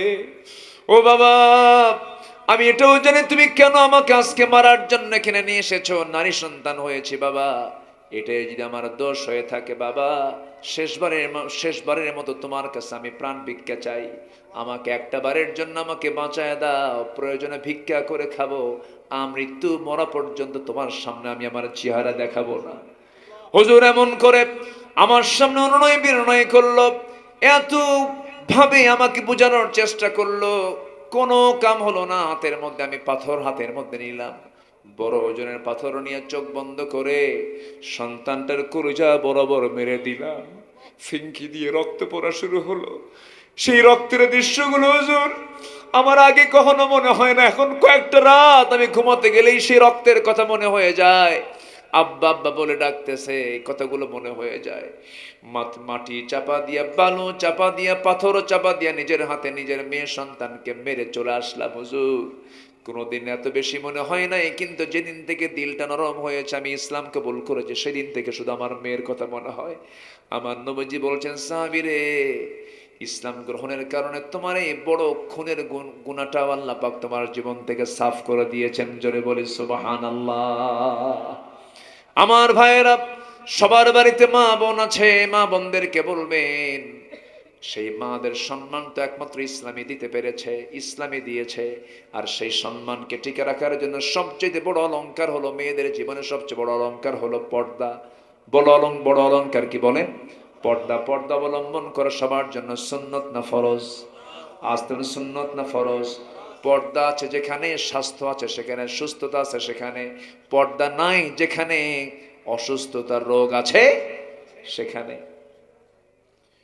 আমার বন্ধুগণ, কথায় কথা চলে আসলো, ওই মূল্যায়নের দিকে চলে যাচ্ছে। আবার সন্তান ছেলে হোক মেয়ে হোক কখনো মন খারাপ হওয়া যাবে না। সন্তান হলে, ছেলে হলেও আলহামদুলিল্লাহ, মেয়ে হলেও আলহামদুলিল্লাহ। সমাজের শিরিকের কথা নিয়ে এই লাইনে চলে আসলাম, আবার মূল্যায়নের দিকে চলে যাচ্ছি। আমার বন্ধুগণ, মঙ্গলবারে বাঁশ কাটা যাবে না, শনিবারে বিয়ে হওয়া যাবে না, এই সমস্ত ফতুয়াগুলো হাদিস থেকে আসছে না দাদির মুখ থেকে আসছে। দাদিরা কইছে। কারা কইছে? দাদিরা বলেছে। আমার বন্ধুগণ, এগুলো বিশ্বাস করা শিরিক। দেখবেন আপনাদের চোখে পড়ছে কিনা, বহু ট্রাকের পেছনে সেনা জুতা ঝুলাইয়া রাখে, দেখছেন কিনা আপনারা জানি না। নতুন ট্রাক, চাকা নতুন, গাড়ি নতুন, বডি নতুন, চেসিস নতুন, নতুন একটা ট্রাকের পেছনে সেনা জুতা ঝুলাইয়া রাখছে। আমি একদিন ট্রাকের এক ড্রাইভারকে বললাম, ড্রাইভার, তোমার যে ট্রাকের পেছনে সেনা জুতা ঝুলাইয়া রাখো কেন? হুজুর, বদ নজর থেকে বাঁচার জন্য। কি নজর থেকে? বদ নজর থেকে বাঁচার জন্য সেনা জুতা ঝুলাইয়া রাখছে। এরকম করে হাজারো ভরি ভরি শিরকের প্রচলন আমার দেশে আছে। বাচ্চা হয় না, সোজা চলে যায় মাজারে, মাজারে গিয়ে সেজদা মারে আর বলে, বাবা, ও বাবা, তুমি কবরে শুয়ে আছো, আমার দিকে তাকাও, আমার বাচ্চা কাচ্চা হয় না। কবরবাসী বিপদে না দুনিয়ার লোক বিপদে? বলেন কে বেশি বিপদে বলেন তো? নাফসি নাফসি করতেছে কবরবাসী, আর সেখানে দেখায়, বাবা, ও বাবা।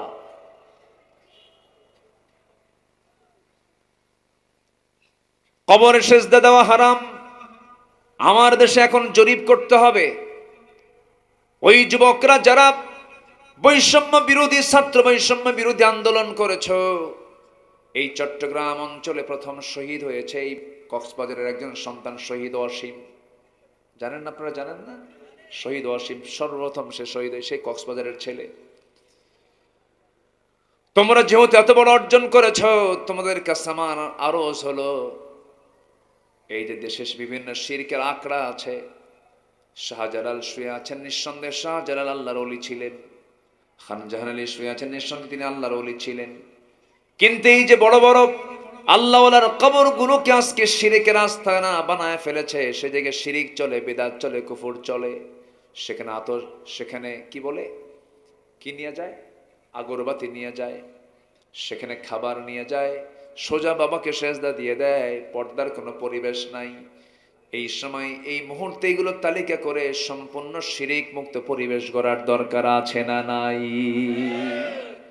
সতর্ক হতে হবে, শিরকের কাছে আমরা যাব না। তবে সবচেয়ে বড় শিরক হলো যে লোকটা বলবে, নামাজ পড়বো আল্লাহর আইন দিয়া, রোজা রাখবো আল্লাহর কোরআন দিয়া, হজ করবো আল্লাহর কোরআন দিয়ে, সমাজ চালাবো দেশের প্রচলিত আইন দিয়ে, এবং প্রচলিত আইনকে বিশ্বাস করে যদি আল্লাহর আইনকে যদি বিশ্বাস না করে, তার ঈমান আছে না গেছে? তার ঈমান আছে না গেছে? আমরা দুনিয়ার কোন আইন মানবো না, আমরা আইন মানবো কার? আসতে বলবেন না, কার? আমরা সরলতা বুঝি, আমাদের সরল পথে আল্লাহ চলতে বলেছেন, কোনো কথা নাই। যে দলের লোক আপনার কাছে এসে বলবে, ভাই আমার দলে আসেন, আপনি তখন উল্টা প্রশ্ন করে বলবেন, ভাই তোমার দলের নাম কি? কমক। বাস আগে শুনবেন, এরপরে বলবেন, তুমি কি নামাজ চাও? না। নামাজ কায়েম হোক চাও? না। যাকাত ভিত্তিক অর্থনীতি চালু হোক, তুমি কি চাও? না। তুমি কি পর্দার বিধান জারি হোক, তুমি কি এটা চাও? না। তুমি কি আল্লাহর আইন কায়েম হোক, তুমি কি এটা চাও? না। কোনো কথা নাই, পায়ের নিচে যে জিনিস থাকে, জুতা হাতে নিয়ে গাল বরাবর মেরে দিবেন। তুই কিসের দাওয়াত দিতে আসছিস? শিরকের দাওয়াত মানি না। আল্লাহর আইন ছাড়া দুনিয়ার কোন আইন মানলে এটা কিসের কাজ হলো? শিরকের কাজ। তাহলে 17টা অপছন্দনীয় কাজের মধ্যে কেবল শেষ হলো একটা, শিরিক। কেন রু ওয়াজ কি শেষ না শুরু? শুরু। কি করবো বলেন? শেষ করে দিই? হ্যাঁ, চালাবো? বাড়ি যাবেন না? কেউ যাবেন না বাড়ি? কতক্ষণ থাকবেন? থাকেন, আমি যাই। বলি আলহামদুলিল্লাহ। নাম্বার 2, মুনাফিকি করা। 2 নাম্বার কি? এগুলো কি আল্লাহর পছন্দের কাজ না অপছন্দের কাজ? মুনাফিকি করা। মুনাফিক তো কক্সবাজারে নাই মনে হয়। আছে মুনাফিক? কক্সবাজারে আছে? যে মিথ্যা কথা বলে সে কি বলেন? তাহলে কি নিজের নিজের মধ্যে কি মনে হয় কিছু? মিথ্যা কথা কই আমরা? দেখেন অনেক কিছু, সব তো ফেরেশতা হয়ে গেছে। মিথ্যা কথা আসে না? আসে কিনা বলেন? আমাদের জাতিগত একটা প্রবলেম আছে, এই জাতি না হাসতে হাসতে মিশা কথা বলে। ফোনের মধ্যে যদি বলা হয় ভাই আপনি কোথায়, আমি তো জাহান্নামের চৌরাস্তায়। কিসের চৌরাস্তায়? জাহান্নামের। এই পৃথিবীতে একজন মানুষ, পৃথিবীতে একজন মানুষ যিনি কৌতুক করেও একটা মিথ্যা কথা বলেন নাই, তিনি হচ্ছেন মুহাম্মদ সাল্লাল্লাহু আলাইহি ওয়াসাল্লাম। রাজনীতি করেছেন, যুদ্ধ করেছেন, দেশ চালিয়েছেন, বিচার করেছেন, নামাজ পড়িয়েছেন, সমাজ চালিয়েছেন, নিজের বউ বাচ্চা চালিয়েছেন, সন্তান পরিচালনা করেছেন, সব কিছুই তিনি করেছেন, কিন্তু মিথ্যার আশ্রয় দিয়ে নয়, সত্য পন্থ অবলম্বনের মধ্য দিয়া। পলিটিক্স মানে কি জানেন? পলিটিক্স এটাকে গবেষণায় এটার ব্যাখ্যা হলো বিপরীত দলকে পরাজিত করার জন্য সকল পন্থা অবলম্বন করা। মানে কি? মিথ্যা সত্যের কোনো বাছবিচার নাই, এর নাম হচ্ছে পলিটিক্স। কিন্তু আমার নবী যে এই প্রচলিত সন্ত্রাস নির্ভর, আদর্শ বিবর্জিত এই রাজনীতি রাসূল করেননি। রাসূল রাজনীতি করেছেন কিসের রাজনীতি? বলেন বলেন বলেন বলেন, কি দিয়া রাজনীতি? আমরা রাজনীতি করব কি দিয়া? আসতে বলবেন না, কি দিয়া? কোরআন দিয়ে। কোরআনে রাজনীতি আছে না নাই? কোরআনে আইন আছে না নাই? কোরআনে সমস্ত বিচার প্রক্রিয়া আছে না নাই? ফৌজদারি দণ্ডবিধি আছে না নাই? আচ্ছা, সবই আছে এর মধ্যে। কিন্তু কোরআনটাকে আমরা সুন্দর, দেখেন কি সুন্দর কাপড় দিয়ে মোড়ায় রেখেছি, ফুল দিয়ে সাজা রাখছি। কোরআনকে শুধু আমরা সাজিয়ে রেখেছি তাকে তাকে।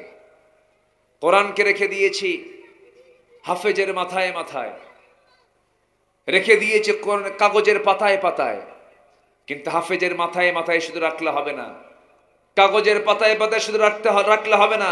কোরআনকে আমরা রাখতে চাই সমাজের পাতায় পাতায়।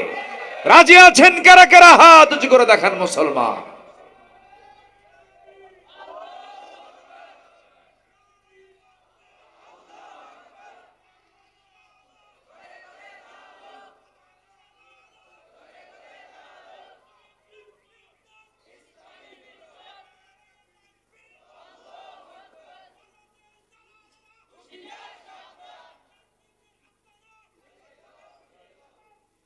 আল্লাহ কবুল করুন, জোরে বলি আমিন।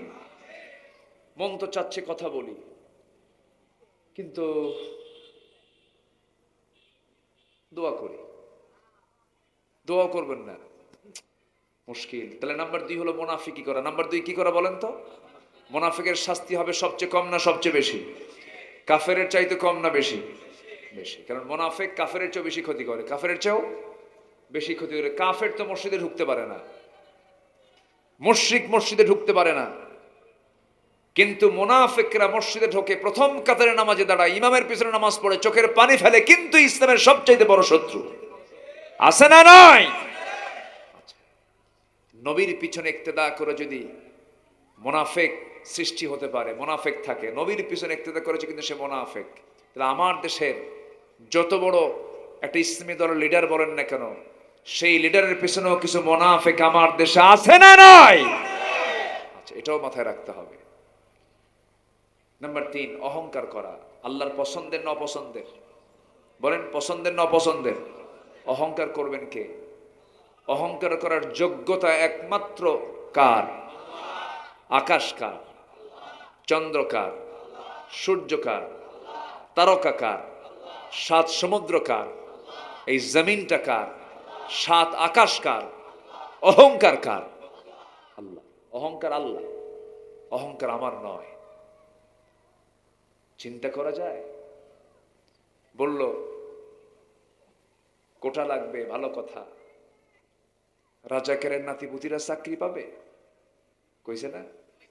বলছে না? এটা কি বিনয়ের কথা না অহংকারের কথা? রাজাকারের নাতিপুতি মানে এখানে ব্যক্তির অপরাধকে, এই মাইকের করে কেন, ব্যক্তির অপরাধকে সম্প্রদায়ের উপরে চাপানো হচ্ছে। দাদার অপরাধ কি নাতি বহাবে? বলেন এটা কি জায়েজ? দাদা দাদার অপকর্ম করেছে, তার দায় কি নাতির উপরে পড়তে পারে? এটা অবৈধ কথা, অবৈধ চিন্তা ছিল। বলে ফেললো রাজাকারের নাতিপুতিরা চাকরি পাবে। কত বড় উদ্যত্ত! ফেরাউন যেদিন বলেছিল আনা রাব্বুকুমুল আলা, আমি সবচাইতে বড় রব, সেই দিন আল্লাহ সিদ্ধান্ত নিয়েছেন তোকে পানিতে চুবায় মারবো। থাম। মারেন নাই? মারেন নাই? ফেরাউন পৃথিবীতে বেঁচে ছিল হলো 1600 বছর। কত বছর? এরা ছিল হলো 16 বছর। সংখ্যার যে মিল কেমনে না? বিশাল মিল না? বলেন বিশাল মিল না? বিশাল মিল। সম্মানিত ভাইয়েরা, অহংকার করা যাবে না। অহংকার একমাত্র আমার আল্লাহর জন্যই মানায়। আমরা বিনয়ী হয়ে চলবো। জোরে বলি ইনশাআল্লাহ। চেহারার কিছু বড়াই করে না, কিছু সুন্দর চেহারা। রাস্তায় যখন হাঁটে নিচের দিকে তাকাই না, ও বুঝায় আমি একখান মাল। আছেন এরকম? আছে না নাই? তুমি কসু, তুমি কিচ্ছু না। শুধু লুজ মোশন হওয়া দরকার, লুজ মোশন। এটা ডায়রিয়ার মতো হলে না, 7-8 বার যদি একটু টয়লেটে আসা যাওয়া করে, আনাকুম জানাকুম, আনাকুম জানাকুম, 7 থেকে 8 বার, এরপর সব বডি লুজ হয়ে যাবে। হাই হাই, আব্দুল হাই ভাই না? এ আসেন, এদিকে আসেন। আল্লাহু আকবার। আমার তো ওয়াজই শেষ এখন।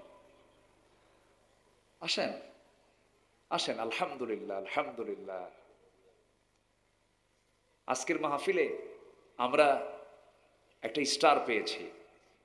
আমরা একই জেলার মানুষ। আমার প্রিয় ভাই, আমার অনুজ আব্দুল হাই মোহাম্মদ সাইফুল্লাহ হাফিজাহুল্লাহ। বলি আলহামদুলিল্লাহ। জোরে বলি আলহামদুলিল্লাহ, আলহামদুলিল্লাহ। আসেন।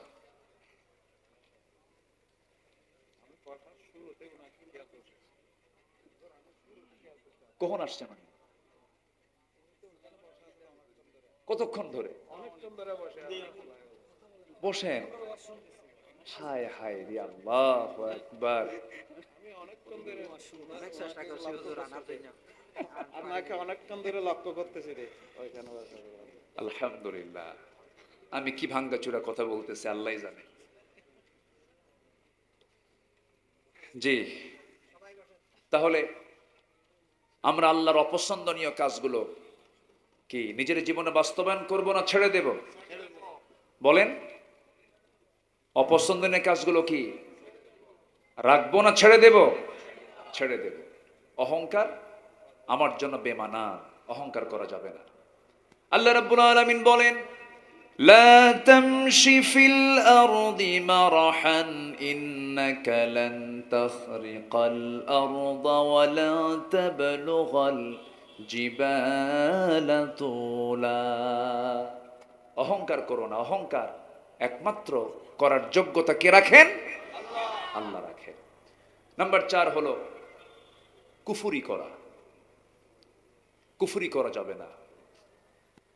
যেরকম আমি আল্লাহর এই আইনকে মানলাম, এই আইনকে মানলাম না। আফাতুমিনুনা বিবাদিল কিতাব ওয়া তাকফুরুনা বিবাদ। কিছু অংশ মানলাম, কিছু অংশ মানলাম না। এই কুফরি আল্লাহ পাকের খুব অপছন্দনীয় কাজ। আ'আদ্দা লিল কাফিরিনা আযাবান আলীমা। আল্লাহ রাসূলকে কষ্ট দেওয়া, আল্লাহ রাসূলকে যারা কষ্ট দেবে, এটা আল্লাহর কাছে পছন্দ না অপছন্দ?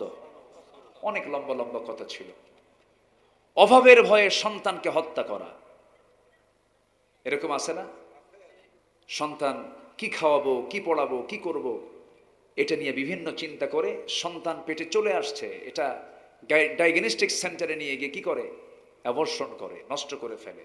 আল্লাহ তাআলা বলছেন এই কাজ বড় অপরাধ, আমার পছন্দের নয়। আল্লাহ রাব্বুল আলামিন বলেন, ওয়ালা তাকতুলু আওলাদাকুম খাশিয়াতা ইমলাক নাহনু নারযুকুহুম ওয়া ইয়্যাকুম ইন্না কাতলাহুম কানা খিতাআন কাবীরা। জোরে বলুন আল্লাহু আকবার। সন্তান নিয়ামত, আমার 4 মেয়ে, ভাইয়ের 3 মেয়ে। ভাইজানের কিন্তু 3 মেয়ে, কিন্তু মাঝখান দিয়ে আমার একটা ছেলে আছে। আল্লাহ ভাইয়ের একটা ছেলে দান করুন। জোরে বলি আমিন। আরো জোরে আমিন। জি। নাম্বার 7 হলো পিতামাতার সাথে খারাপ আচরণ করা। এরকম সন্তান তো মানে কক্সবাজারে খুঁজে পাওয়া খুবই মুশকিল। আছে এরকম সন্তান? আছে, আছে। হ্যাঁ, ও 5-6 গ্যাপ গেল না? বলেছি, ও আমি বলেছি, হয়তো নাম্বারটা বলি নাই মনে হয়, কিন্তু আমি নোটকে ফেল করিনি মনে হয়। আচ্ছা, তাহলে আবার বলি। নাম্বার 1 শিরিক করা। নাম্বার 1 কি? শিরিক করা। নাম্বার 2 হচ্ছে মুনাফিকি করা। কি করা? মুনাফিকি করা। নাম্বার 4 হলো অহংকার করা। আচ্ছা, নাম্বার 3 হচ্ছে অহংকার করা। নাম্বার 4 হলো কুফুরি করা। নাম্বার 5 হলো আল্লাহ রসুলকে কষ্ট দেওয়া। হলো 5টা হয়েছে? আচ্ছা, মনে থাকবে তো? আচ্ছা, নাম্বার 6 হলো অভাবের ভয়ে সন্তানকে হত্যা করা। সব কি এগুলো আল্লাহর পছন্দের না অপছন্দের? অপছন্দের। নাম্বার 7 হলো পিতামাতার সাথে রূঢ় আচরণ করা, খারাপ আচরণ করা। এটা কিন্তু অনেক বড় গুনাহ, শুধু গুনাহ না, অনেক বড় গুনাহ। কবিরা গুনার অনেক লম্বা লাইন আছে, অনেকগুলো কবিরা গুনাহ আছে। রাসূল একদিন স্পেশালি সাহাবে কেরামকে লক্ষ্য করে বলছেন, আলা উনাব্বিউকুম বিআকবারিল কাবাইর, আমি কি তোমাদেরকে বড় বড় কবিরা গুনার কথা বলবো নাকি? এই কথা বলি রাসূল বললেন, শোনো, 3টা বড় বড় কবিরা গুনাহ আছে। নাম্বার 1 আল ইশরাকু বিল্লাহ। নাম্বার 2 হলো উকুকুল ওয়ালিদাইন। নাম্বার 3 হলো কাউলুজ জুর। নাম্বার 1 হলো শিরকের গুনাহ করা, যা 1 নম্বরে বলে দিয়েছি। নাম্বার 2 হলো উকুকুল ওয়ালিদাইন, পিতামাতার সঙ্গে রূঢ় আচরণ করা, খারাপ আচরণ করা। এই আচরণটা আমার আল্লাহর কাছে চরম অপছন্দের কাজ, চরম নিন্দনীয় কাজ, চরম জঘন্য কাজ। আল্লাহ রাব্বুল আলামিন এই ব্যাপারে সরাসরি নিজেই তিনি ব্যাখ্যামূলক কথা বলে দিয়েছেন। সবার কম বেশি জানা আছে, আয়াতটা খুব কমন আয়াত, ঘরের আয়াত, পকেটের আয়াত। আমার সঙ্গে আওয়াজ দিয়ে দিয়ে সবাই বলুন, ওয়াকাদা রাব্বুকা আল্লা তা'বুদু ইল্লা ইয়্যাহু ওয়া বিল ওয়ালিদাইনি ইহসানা ইম্মা ইয়াবলুগান্না ইনদাকাল কিবারা আহাদুহুমা أو كلاهما فلا تقل لهما أف ولا تنهرهما وقل لهما قولا كريما জোরে বলুন আল্লাহু আকবার। তোমার রবের চূড়ান্ত সিদ্ধান্ত, তার গোলামি ছাড়া কারো গোলামি করা যাবে না, তার রুবুবিয়্যতের পথ ছাড়া কাউকে রব মানা যাবে না। এরপরে সিদ্ধান্ত আল্লাহ চূড়ান্ত করে জানায়া দিলেন, সেটা হলো তোমাদের যে সব মাতা পিতা আছেন তাদের সঙ্গে তোমরা সুন্দর আচরণ করো। যে আচরণটা তোমার জীবনের শ্রেষ্ঠ আচরণ হতে হবে। মন্ত্রীকে দেখলে সামনে দাঁড়ায়া যাও, তোমার অফিসারকে দেখলে সামনে দাঁড়ায়া যাও। বিশেষ কোনো জনের সঙ্গে দেখা করতে নিয়ে সুন্দর পোশাক পরে তার সামনে দাঁড়িয়ে যাও, তাকে সুন্দর করে সম্বোধন করো, সম্মানসূচক শব্দ প্রয়োগ করো। কিন্তু তুমি কি জানো, এই পৃথিবীতে তোমার কাছে সবচাইতে বেশি সম্মানিত ব্যক্তি হওয়া উচিত তোমার 1 নাম্বার বাবা, 2 নাম্বার মা। আল্লাহু আকবার, আল্লাহু আকবার। মা বড় না বাপ বড়? হ্যাঁ, আরেক প্যাঁচ লেগে গেল। বলেন, মা বড় না বাপ বড়? মা বাবা নামাজে দাঁড়াইছে, এখন ইমাম কে হবে বলেন? হ্যাঁ, এই যখন মা বড় বললেন, ইমাম কি ছোট হয় না ইমাম বড় হয়? আচ্ছা, মা যদি বড় হন, ফ্যামিলিতে মা বাবা ভাই বোন, কোন একটা বিষয় নিয়ে একটা সিদ্ধান্ত আসা দরকার। বিচারপতির চেয়ারে বসবেন কে, মা না বাবা? এখন কোন কে বড়? দুটোই তো বললেন। এদেশে মায়ের ওয়াজটা বেশি হয়েছে একটু। কি মায়ের ওয়াজটা? বেশি হয়েছে। বাবার কি দাম নাই? আমরা কিসের জাত? আমরা যারা বসে আছি কিসের জাত? এত মা মা করেন কেন? আমাদের দামটাকে বাড়াই। মা তো আসেনি, মার দাম তো আছে, মা তো মাই। সুম্মা ক্বালা মান ক্বালা উম্মুক, সুম্মা ক্বালা মান উম্মুক, তিনবার বলা হয়েছে। এটা হচ্ছে হক। মান আহাক্কা বিহুসনি সোহাবাতি। হকের দিক থেকে মা বড়, সম্মান মর্যাদার দিক থেকে কে বড়? আব্বা বড়। আব্বার দামটা অনেক। রিদার রব্বি ওয়া রিদাল ওয়ালিদ ওয়া সাখতুহু ফি সাখতিল ওয়ালিদ। পিতা খুশি, আল্লাহ খুশি, পিতা নারাজ, আল্লাহ নারাজ। মারাত্মক ব্যাপার। বাপকে জব করেছে এমন সন্তান তো বাংলার জমিনে নাই। এরকম রেকর্ড আছে না নাই? টুকরো টুকরো করেছে বাবার লাশ এই চট্টগ্রামে, শোনেন নাই? টুকরো টুকরো করেছে কেন? সম্পত্তির লোভে। পিতামাতার সঙ্গে যারা খারাপ আচরণ করবে, চূড়ান্ত সিদ্ধান্ত তাকে জাহান্নামে যেতে হবে। বড় বড় কবিরা গুনার মধ্যে রাসূল তিনটাকে বিশেষ করে বললেন। এক নাম্বার হলো শিরিক করা, নাম্বার 2 হলো পিতামাতার সঙ্গে নাফরমানি করা, খারাপ আচরণ করা, নাম্বার 3 হলো কওল জুর, বাজে কথা বলা, বেহুদা কথা বলা। আছে না নাই? বেফাস কথাবার্তা বলা। মাইক পাইলে যা মনে হয় তাই কয়, ক্ষমতা পাইলে যা আসে মুখে তাই বলে ফেলে। একটা কথা আমার কাছে এত বিরক্ত লাগতো, মাঝে মাঝেই মাইক পাইলেই ওই মানে কি বলবো, প্রতিবন্ধী বলতো খেলা হবে। ওর তো মানুষের, ও তো প্রতিবন্ধী। কি বলতো? খেলা হবে। এটা কি, এটা কি বিচক্ষণ ব্যক্তির কথা না বেফাস কথা বলেন তো? ফালতু লোকের কথা এগুলো। যাই হোক, আমরা আর অত দূর না যাই। আসুন না আমরা এই সমস্ত অপছন্দনীয় কাজ থেকে আমরা নিজেকে বিরত রাখি। 17টি অপকর্ম, অপছন্দনীয় কাজের একটা তালিকা আমি করেছিলাম, কিন্তু আমি আর লম্বা করব না, কারণ আলোচকদের বিশ্রামের প্রয়োজন আছে। আমার না হয় বিশ্রাম কম হোক, আমার ভাইয়ের বিশ্রামের দরকার বেশি। তো আমি আর কথা বাড়াবো না, যতটুকুন হয়েছে আমরা বলে ফেলি আলহামদুলিল্লাহ।